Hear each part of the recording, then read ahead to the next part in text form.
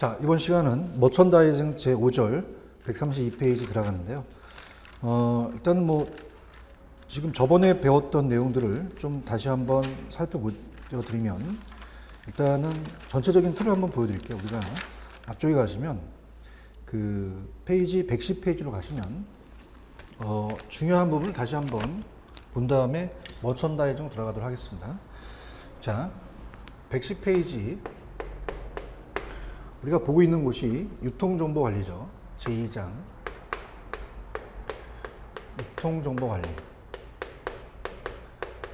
자, 그래서 뒤에 예상 문제도 있긴 하지만 여러분들 출제 빈도가 높은 쪽으로 이제 체크를 해드리면 밑에 100페이지, 110페이지 보시면 레이아웃에 대한 의미는 우리가 이제 그 개별 점포에 대해서 이제 어떻게 우리가 매장에 이제 들어오게끔 고객의 심리를 이제 끌어들이기 위해서 구조 형태 고객이 머무는 시간을 좀 오래 하기 위해서 그 여러 가지 그 매장과 통로, 그다음에 진열장 및 상품 등과 점포 시설들이 적절한 연관성을 갖도록 배치하는 것을 말합니다. 자, 그래서 가장 출제 빈도 높은 쪽으로 이제 우리가 앞쪽에 다시 살펴보겠는데, 밑에 보시면 점포 레이아웃 형태가 가장 출제 빈도가 높아요. 그래서 우리가 이제 그 점포에 대한 레이아웃에 대한 형태가 가장 출제될 가능성이 높습니다. 그래서 격자형, 그 다음에 어떻습니까? 프리플로우형, 그다음에 루프형, 이렇게 세 가지가 있었죠. 요거 정리해 주시고요. 그 다음에 이제 112페이지에 가시면 제2절에 점포 공간 및 환경 관리에서는 매장의 공간 관리가 버블 계획과 블록 계획이라는 게 있죠. 그래서 그 정도만 이제 나눠 주시고, 그 다음에 이제 더 중요한 것은 112페이지 가시면 플래노그램이라는 게 있어요. 그래서 우리가 플래노그램, 요게 이제 출제 빈도가 높습니다. 그래서 얘가 좀 잘 나온다는 거. 어때요?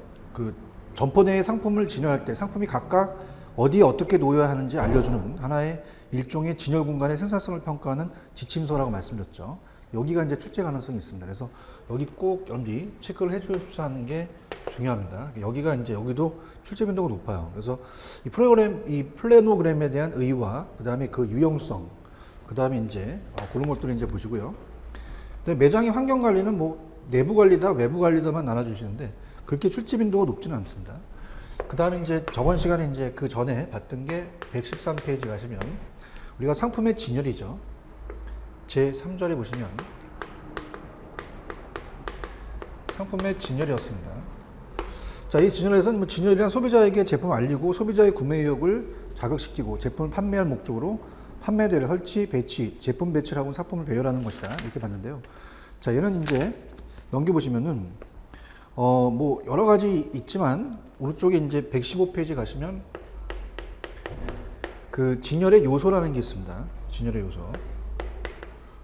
진열의 요소가 출제될 가능성이 있어요. 그래서 우리가 페이싱이라든지 밑에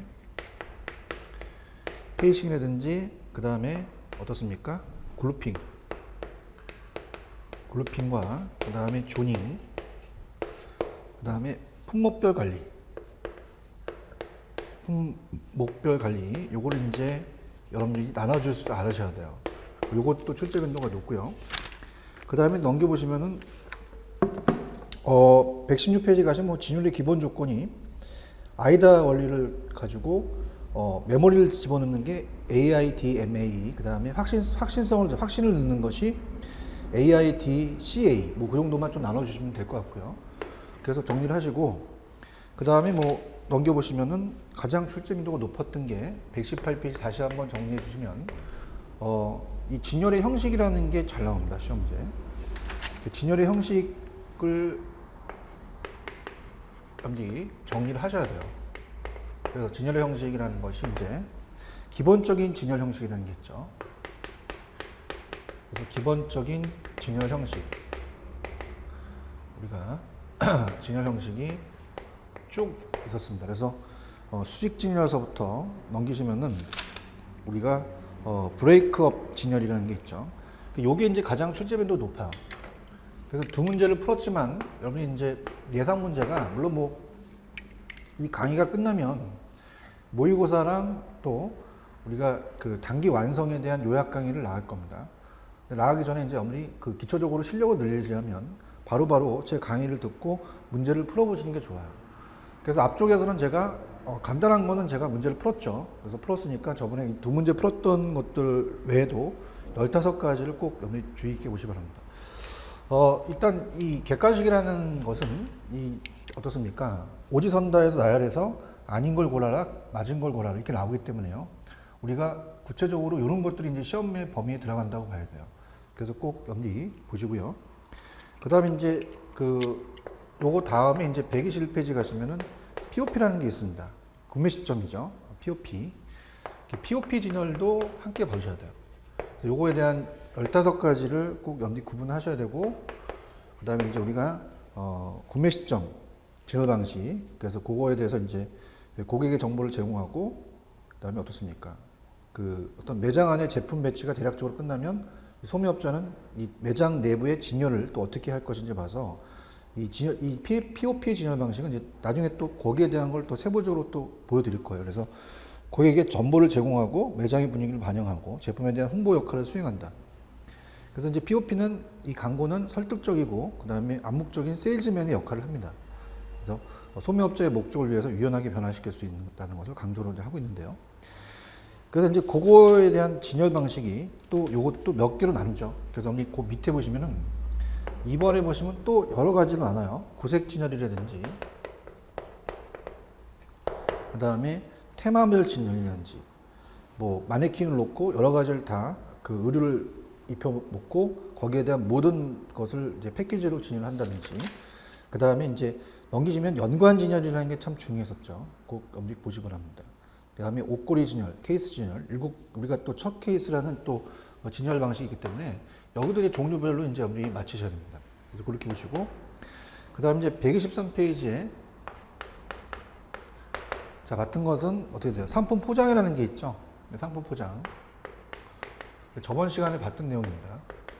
상품 포장은 물론 뭐 우리가 물류관리사에서 보관 하용론에서 또 우리가 나오는 부분입니다. 그래서 포장에 대해서 우리가 중요하기 때문에 그 포장에 대해서 기능에 대한 구분을 또 쭉 나열되어 있죠. 그 기능하고 실질적 기능보다는 저번 시간에도 얘기했지만 포장의 기능 구분을 기본적으로 3대 기능이 있는데 또 뭐 5개, 6개로 이제 언급하면서 점점 추가로 이제 나가는 거가 이제 시험 문제 나올 수 있는 거고요.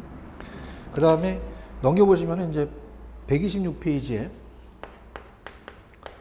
포장의 종류라는 자체가 우리나라 KSA 1006에 우리가 포장의 용어가 납포장, 소포장, 거포장이 있다 그랬어요. 그래서 오른쪽에 그 포장의 분류가 시험 문제입니다. 그래서 게장, 납포장이라는 것과 내장은 합쳐서 상호포장이에요.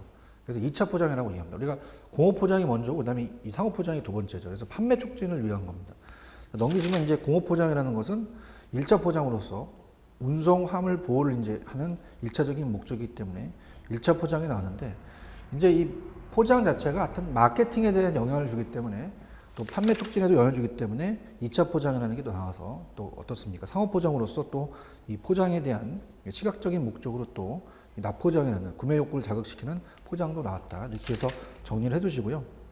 그 다음에 이제 뭐 128페이지 포장과 브랜드에서는 그 좋은 포장이 갖춰야 될 조건이 있죠. 시각성, 정보 제공 능력, 감정적 소구 능력, 기능 수행력 이런 것들 보시고요. 그 다음에 이제 비주얼 프리젠테이션을 저번 시간에 봤죠. 디스플레이 웨어라는 것은 디스플레이에 사용되는 모든 물품을 여기서는 이제 소품, 소도구, 이제 마네킹 같은 걸 얘기하죠. 각종 디스플레이 재료 등이 포함합니다. 역할하고 그 조건이 있었죠. 특히 이제 그 제품을 고려시 고려사항이 규격, 물량서부터 가공까지 있었다라는 것까지 우리가 들어갔었죠. 자, 그래서 이제 제 5절 이렇게 해서 한번 정리를 해드렸고요. 그래서 제가 이제 시험에 나올 수 있는 부분이 별표 칠하는 부분, 이쪽 부분이 이제 출제 빈도가 가장 높다고 봐야 돼요. 그죠? 이렇게 보시고요. 그 다음에 이제 제 5절은, 자, 페이지 132페이지는 제 5절이 머천다이징입니다. 머천다이징입니다. 그래서 이제 이 머천다이징에 대한 의의를 가시면 소매점에서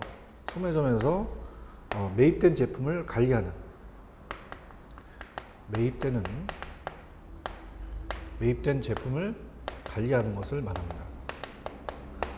그래서 이걸 머천다이징이라고 하죠.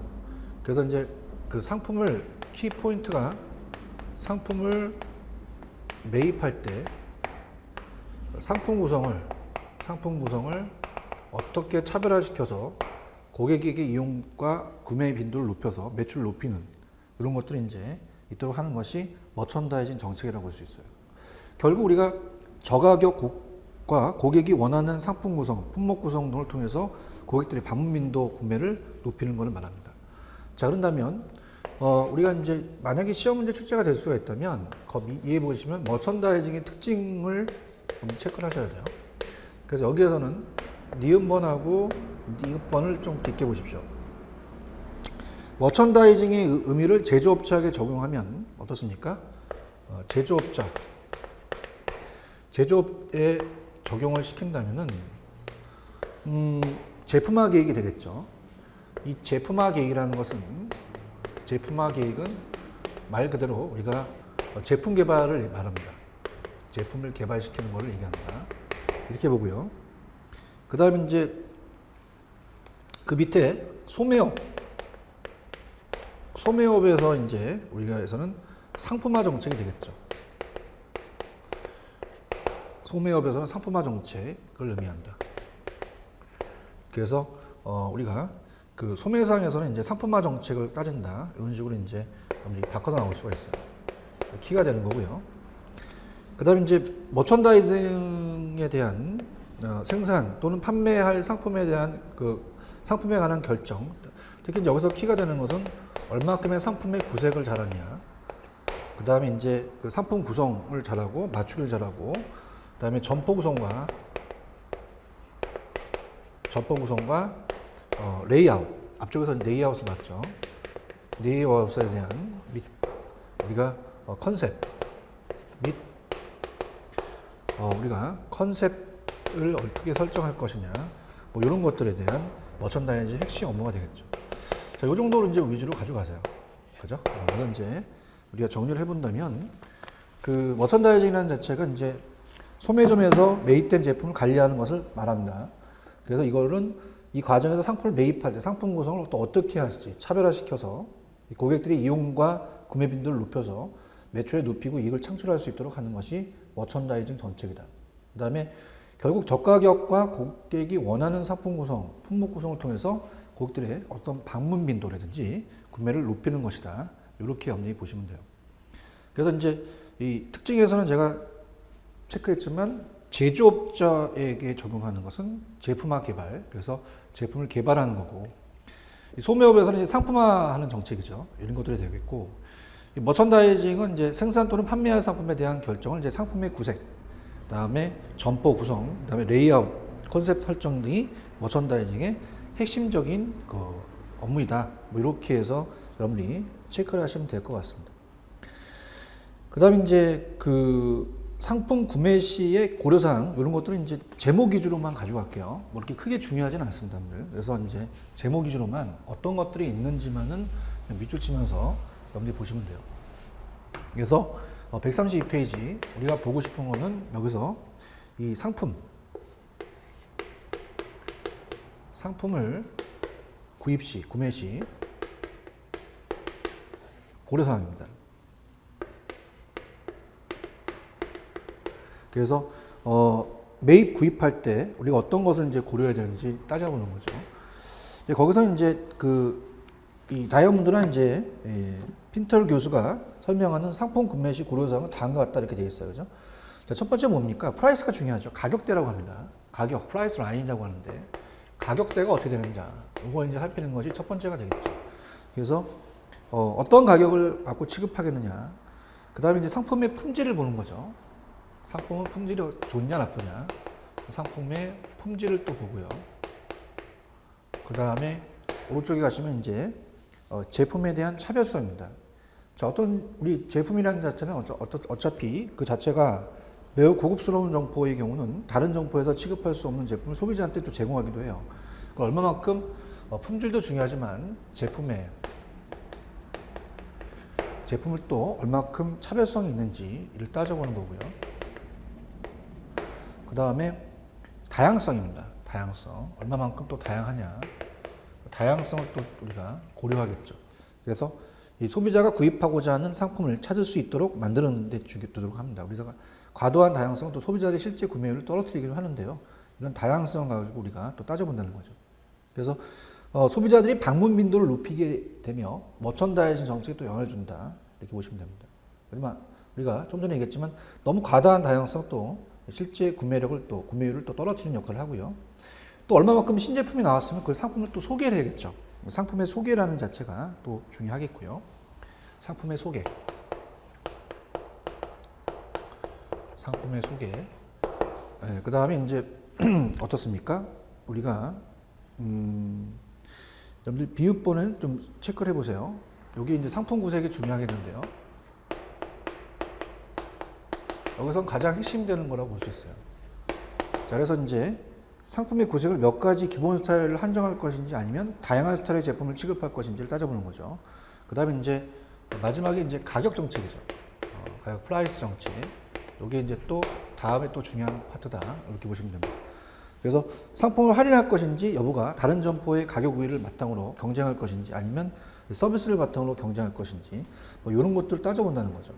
그래서 7가지를 고려한다는 자체는 염두에 한번 정도 보셔야 됩니다. 그래서 이것도 우리가 또 객관식 문제 또 어떤 걸 다루는 거냐 이렇게 나올 수가 있고 또 여러 가지를 또 다르게 나타날 수가 있는데 뭐 여기서는 뭐 그 내용들을 그냥 하나씩 그냥 체크하는 수밖에 없습니다. 이렇게 보고요. 그 다음에 이제 양가로 이번에는 마이크로 머천다이징이라고 얘기하죠. 마이크로 머천다이징. 그래서 이 마이크로라는 거 아주 미세하다는 얘기예요. 그죠? 그래서 이제 우리가 양가로 이번에는 어떤 걸 보겠냐면 마이크로 머천다이징입니다. 마이크로 머천다이징. 자, 아주 미세하게 매입된 제품의 상품 관리를 적절하게 수행하는 것을 의미하는데요. 이 점포의 특유의 제품 믹스를 계획하고 수입하고 배달하는 과정을 의미하는데 어떻습니까? 우리가 아주 미세하다 그래서 레이저빔 소매업이라고도 하는데요. 이 레이저빔이라는 자체는 어때요? 어떤 곳에 초점을 맞추어서 그 소매업자에게 높은 품질, 독점적인 제품, 저가격 등의 자기 점포만이 차별화한 요소를 그 정하고 거기에 모든 노력을 이제 집중한다. 이렇게 해서 이제 보시고요. 그 다음에 이제 어떻습니까? 매스 이제 커스터마이제이션이라는 것은 소비자들의 기호나 선호가 개별화됩니다. 하나씩. 그러면서 이 소비자가 각자의 기대가 욕구에 맞는 머천다이징을 제공하는 게 바로 이제 그걸 맞춰서 다양하다 보니까 그걸 맞춰서 간다. 어떤 거냐? 이게 바로 매스 커스터마이제이션. 이렇게 해서 그냥 체크를 하시고요. 얘는 이제 유통 과정의 마지막 과정인 최종 소비자에게 판매 시 제품의 주문 생산에 이용되는 부분이나 구성 요인을 표준화하는 모듈화나 컴퓨터 지원 시스템을 통해서 가능하다. 이렇게만 보시면 됩니다. 자, 그 다음에 이제 조금 중요도가 높은 부분이요. 자, 페이지를 넘겨보시면 134페이지죠. 여기가 이제 중요합니다. 자, 이게 따로 나올 수 있어요. 비주얼이라는 자체죠. 보여주는. 시각적인 겁니다. 그래서 우리가 머천다이징이 중요한 것이 이제 비주얼 머천다이징이라는 게 중요해요. 자, 그래서 이제 이 비주얼이라는 자체는 시각적인 겁니다. 시각적. 그래서 시각적인 상품 진열. 상품 진열을 하게 되면 우리가 매출액이 또 많이 올라가겠죠. 매출액과 직결되기 때문에 이 비주얼 머천다이징은 중요해요. 그래서 점포에서 상품 진열의 시각적인 호소력이 매출에 크게 영향을 줄 것이다. 그 사실을 전제로 하고요. 자, 밑에 가시면 이제 소비자에게 시각적으로 어필하려는 우리가 그 시각적으로 어필하는 것으로 인스터머 머천다이징 방법 중에 하나라고 되어 있는데, 자, 밑에 이제 그 주석이 보세요. 밑에 보시면은 예를 들어서 어느 꽃집의 컨셉이 꽃이 있는 일상생활이라면 점포와는 일반 가정의 거실풍으로 연출하면서 이 상품인 꽃을 진열할 수 있다. 그래서 소비자한테 우리가 나도 저런 식으로 이제 거실을 어떻습니까? 장악하고 싶다. 그래서 욕구를 이제 갖게 하는 꽃의 판매를 늘릴 수 있는 게 이제 시각적인 거죠. 근데 이제 그 약자로는 이제 비주얼 머천다이징에서 VMD라고 하는데요. 자, VMD는 이제 그 특징이 실현 가능한 범위 내에서 되죠. 그래서 실제 너무 지나치게 매장 연출이 너무 지나치게 소비자의 실제 생활과 너무 동떨어졌어요. 그죠? 그러니까 어떤 상황을 너무 또 과장하게 되다 보면 실생활과 또 안 맞을 수가 있죠. 실현 가능한 범위라는 게 굉장히 중요하고요. 그다음에 이제 만약에 시험 문제가 나온다면 그 밑에 3번에다가 별표를 하나 쳐놔보세요. 자, 여기 또 세 가지를 물어보면서 각자 우리가 물어볼 수가 있겠죠. 자, 우리가 이 비주얼 머천다이징에 대한 구성 요소입니다. 그래서 세 가지가 있는데, 자, 앞쪽에서 좀 봤던 내용이긴 한데요. 자, 일단 이 VP라는 자체는 매장 전체의 이미지입니다. 이미지, 토탈을 얘기한다는 건데요. 그래서 이 상품의 컨셉을 부각시키기 위해서 상점의 토탈 이미지에 대한 그 작업이다. 이렇게 보시고요. 그 다음에 이제 PP라는 자체는 상품 진열, 이 P라는 게 포인트입니다. 그죠? 그렇기 때문에 얘는 요약을 하게 되면 상품 진열의 어떤 포인트 전략이다. 이렇게 보시면 됩니다. 포인트 전략이다. 그래서 상품 진열 계획의 포인트 전략으로 고객의 시선이 머무는 곳에 볼거리를 제공해서 고객의 상품에 관심을 갖도록 유도하는 거죠. 그 포인트를 찾는 거예요. 그 다음에 이제 이 IP라는 자체가, 이 I는 이제 이 아이템을 얘기합니다. 아이템. 그래서 아이템에 대해서 우리가 상품에 대한 또 정보를 또 제공한다. 이렇게 한번 보시면 돼요. 자, 그래서 그런 식으로 상품에 대한 새로운 정보를 지속적으로 제공함으로써 판매 촉진을 도모하는 작업이다. 자, 이렇게 봅니다. 자, 그래서 이제 우리가 이제 여기서 이제 마이크로 머천다이징에 대한 이 전 페이지 보시면 거기에 대한 정의만 보시고요. 매스 커스터마이제이션이라는 것은 이제 어떻습니까? 소비자의 기호나 선호에 개별화된 상태에서 좀 맞춰가지고 다양한 상태에서 맞춰서 가자는 거, 그 정도만 알아두시면 되고요. 그 다음에 이제 VMD라는 이 비주얼 머천다이징이 중요하죠. 시각적인 상품 진열에서 매출을 올리는. 그래서 세 가지가 있다. 그 구성 요소가 VP라는 것은 매장 전체, 이미지 토탈을 얘기하고 PP는 포인트죠. 그래서 포인트로서 상품 진열의 포인트 전략이다. 그 다음에 우리가 IP라는 것은 아이템, 상품 정보 제공한다. 이렇게 해서 세 가지로 구성 요소가 또 한번 눈여겨볼 만한 겁니다. 그래서 그렇게 염두 보시고요. 그 다음에 3번에 이제 큰 제목을 보시면 이제 어떤 거를 보겠냐면 우리가 상품 매입과 구매 계획입니다. 그래서 우리가 먼저 상품의 매입, 그 다음에 상품의 어떤 유형화, 그죠? 그 다음에 세 번째는 우리가 이제 이 공급업자에 대한 평가 및 선정을 해야겠죠. 소매업자가. 그 다음에 또 구매 관리, 구매를 했으면 또 관리를 하고 그런 것들에 대해서 이제 쭉 갈 거예요. 그래서 상품을 매입하고 얼마만큼 이제 구매 계획을 잘 세우느냐, 자, 이런 것들을 가겠는데요. 자, 134페이지 내용 이제 중요한 부분이 있으면 제가 이제 또 별표를 치라고 말씀을 드릴 텐데 천천히 가보도록 하죠. 자, 내용이 이제 134페이지입니다. 자, 큰 제목이 이제 상품 매입과, 상품을 잘 매입해야겠죠. 매입과 또 구매를 했으면 구매 계획을 또 잘 세워야 된다. 그래서 상품 매입, 구매 계획. 그래서 먼저 나온 게 상품 매입이죠. 상품 매입을 또 잘해야 되니까 여기에 대해서 이제 한번 공부해 보도록 하죠.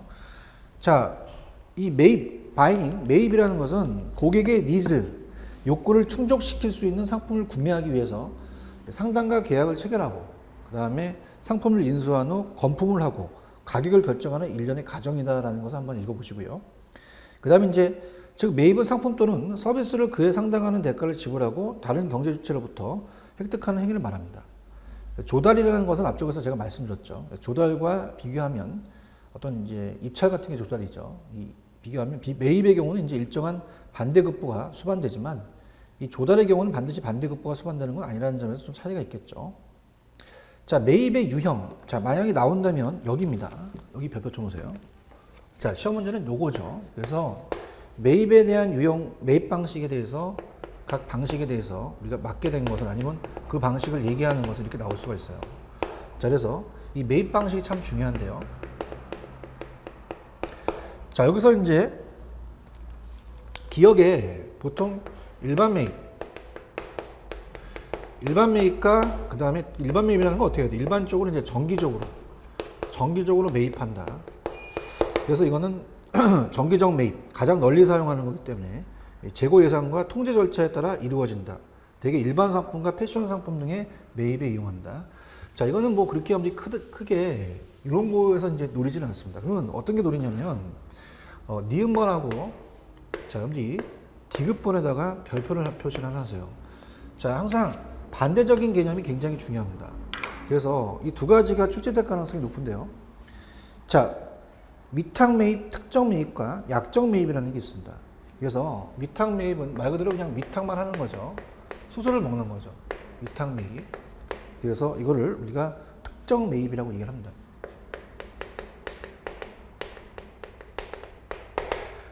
자, 얘는 이 위탁 매입은 제조나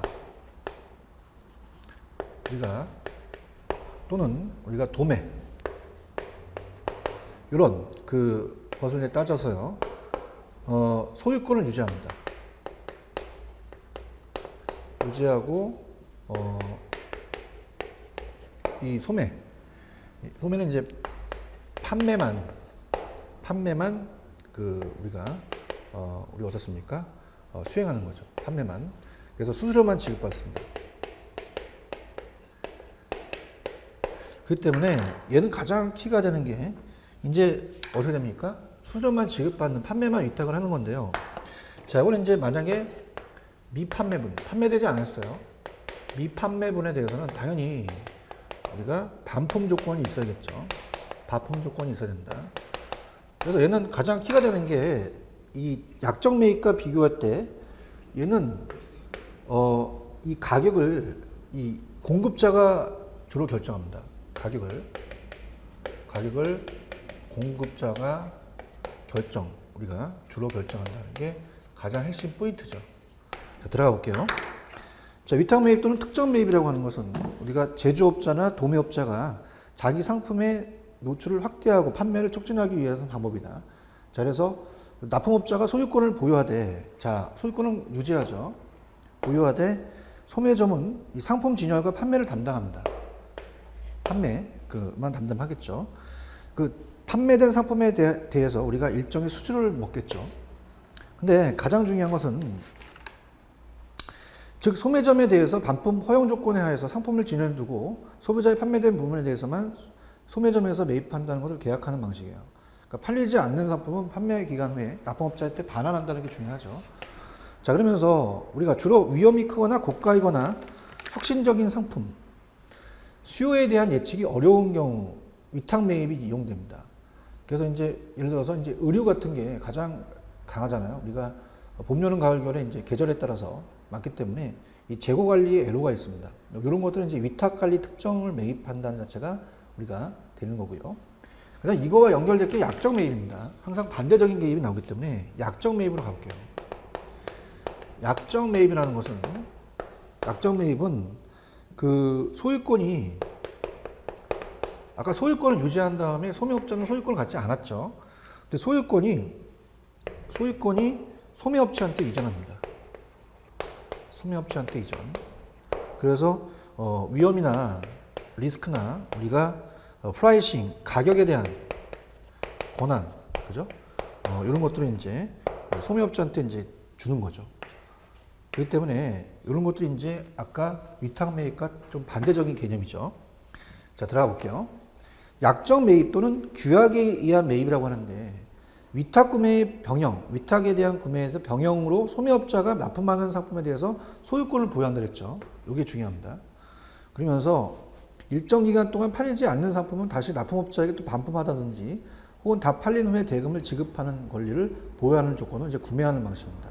그래서 가장 중요한 게 이제 어떻게 돼요? 우리가 이 소매업자가 소유권을 가지는 이유는 가격 정책 등에서 이제 통제권을 확보하기 위한 거죠. 그죠? 가격에 대한 권한, 이런 것들이 이제 확보하는 것이다. 이렇게 보시면 됩니다. 그래서 이 두 가지가 다 아까 말씀드렸던 뭐 여러 가지 의류 상품에서 많이 사용이 돼요, 그죠? 그래서 우리가 위탁 매입과 약정 매입을 반대적인 개념으로 나올 수가 있어요. 그래서 이거는 이제 굉장히 출제 빈도가 높습니다. 일반 매입 같은 경우는 정기적으로 매입한다? 이걸 뭐 연비 시험 문제 우리가 굳이 뭐 그걸 찾아내라고 할 수는 없죠. 그래서 그런 식으로 볼 수 있습니다. 물론 뭐 우리가 주간식으로 냈다. 그럼 하나씩 하나씩에 대한 세부적으로 가야 되는데 그렇다고 일반 매입을 하지 말라는 건 아니고요. 일반 매입은 다른 거와 비교해서 나오기가 좀 그렇고 마찬가지로 이제 일반이라는 단어가 정기적 매입이라는 게 들어가 있기 때문에 우리가 시험 문제에 일반 상품과 같은 패션 상품 등의 매입에 일반이라는 단어가 들어갔고 가장 널리 사용한다는 것은 나오기가 그렇죠. 그렇다면 여러분들이 이 두 가지를 갖고 잡아야죠. 그래서 어떤 거 잡으셔요. 다시 가면은 위탁 매입, 특정 매입. 그래서 제조와 도매, 소유권 갖고 소매자는 그 판매만 하는 수수료만 먹고 미 판매분에 대해서 반품 조건이다. 근데 약정 매입이라는 건 어떻게 돼요? 이 소유권이 이제 소매업자한테 이전되면서 위험에 대한 것을 이제 줄이면서 가격권을 이제 소매업자한테 준 거죠. 그래서 이렇게 해서 우리가 보시면 됩니다. 그 다음에 이제 두 가지의 소유권이 이전된다, 안 된다를 여러분들이 꼭 구별을 하시고요. 그 다음에 이제 니을 같은 경우는 이제 따로 봐야 돼요. 아까 일반 매입처럼. 그래서 이건 어떻습니까? 인정 매입. 인정 매입. 또는 확인 매입이라고도 하는데요. 확인 매입이다. 그래서 이거는 뭐 인정 매입은 요약을 하면 뭐 납품 시 또 검토하는, 그죠? 검토해서 우리가 이 소매가 원하는 상품을 매입합니다. 소매가 원하는 상품을 매입해서 여러 가지 리스크, 위험을 줄이거나 그 다음에 재고 비용을 줄이는 이런 쪽으로 가는 거죠. 이렇게 정리하시면 돼요, 그죠? 그래서 이거는 뭐 우리가 인정 매입, 확인 매입은 최종 구매 결정이 내려지기 전에 납품업자로부터 상품이 점포에 배달되어 소매업자의 일을 검사한 뒤에 인정하게끔 만든 겁니다. 그래서 납품 시 검품한다는 게 제일 중요하겠죠. 최종적인 매입을 한다는 거죠.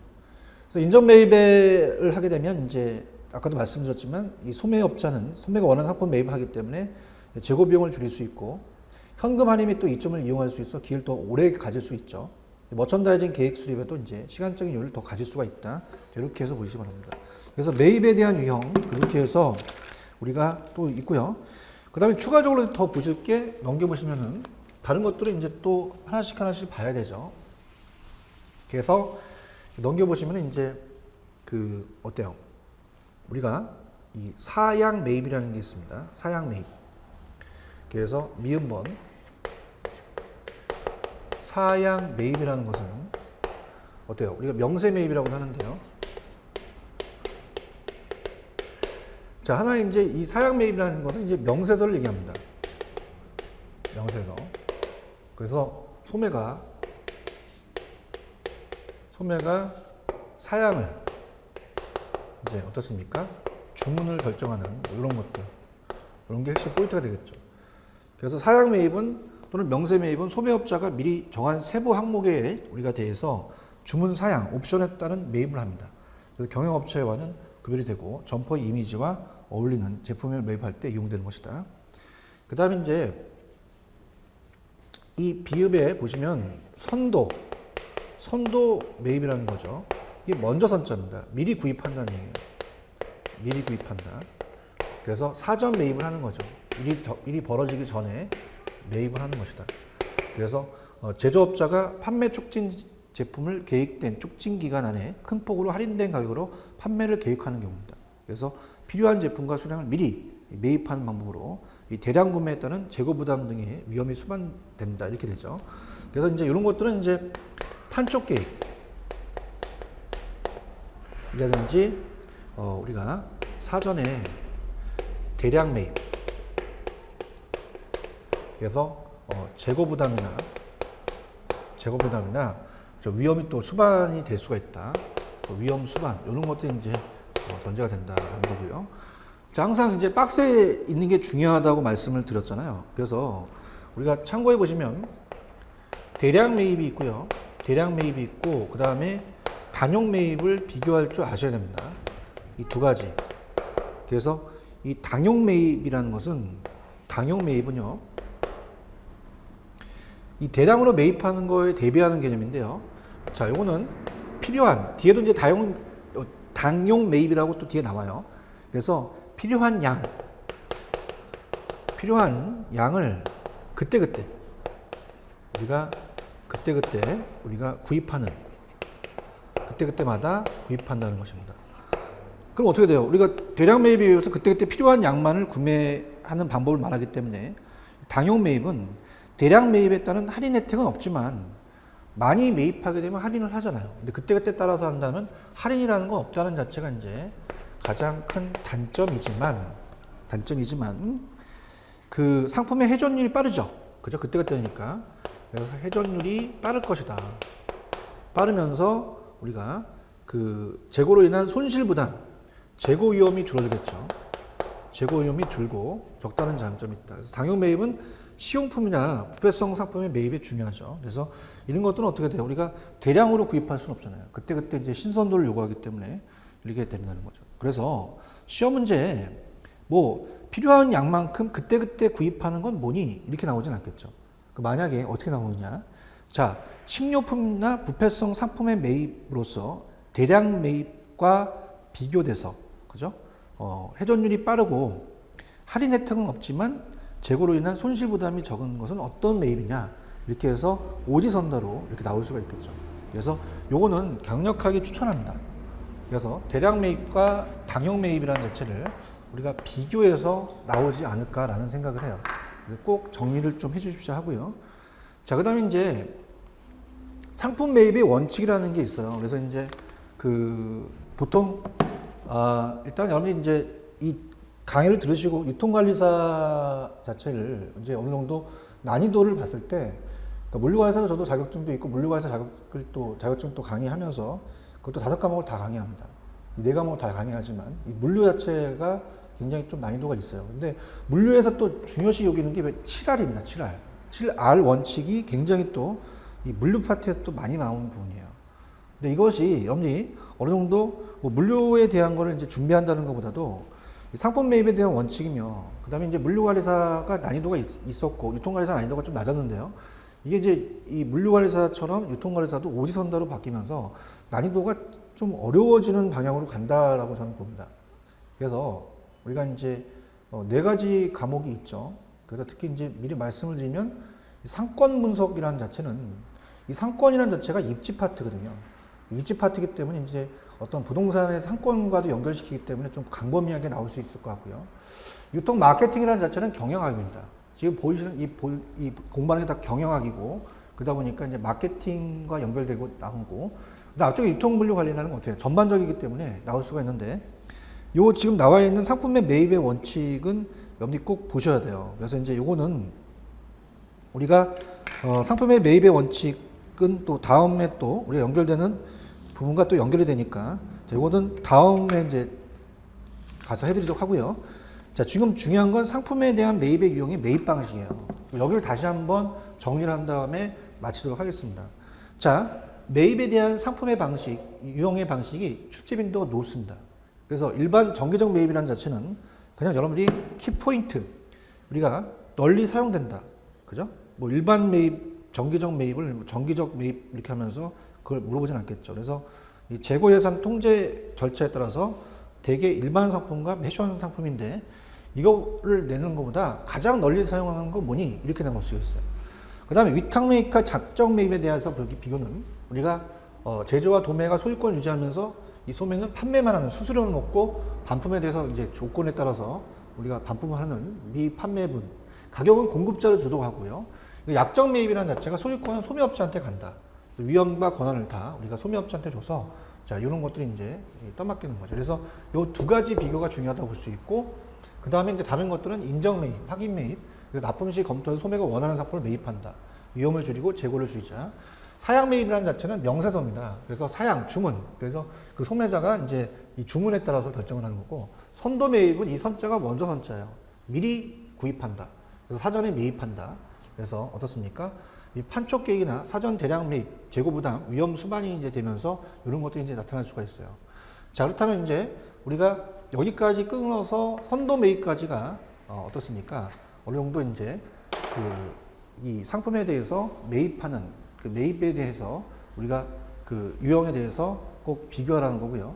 그 다음에 대량 매입과 당형 매입은 대량 매입으로 하게 되면 할인이 될 수가 있어요. 근데 다용 매입은 할인이 되지는 않지만 필요한 양품 그때그때 구입하니까 재고 위험을 줄일 수가 있고, 자, 어디서 사용되냐? 자, 그때그때 원한다는 것은 신선도를 요구하는 거예요. 그래서 우리가 그 신용품이나 부패성 상품의 매입에 적용한다. 자, 그렇게 정리하시기 바랍니다.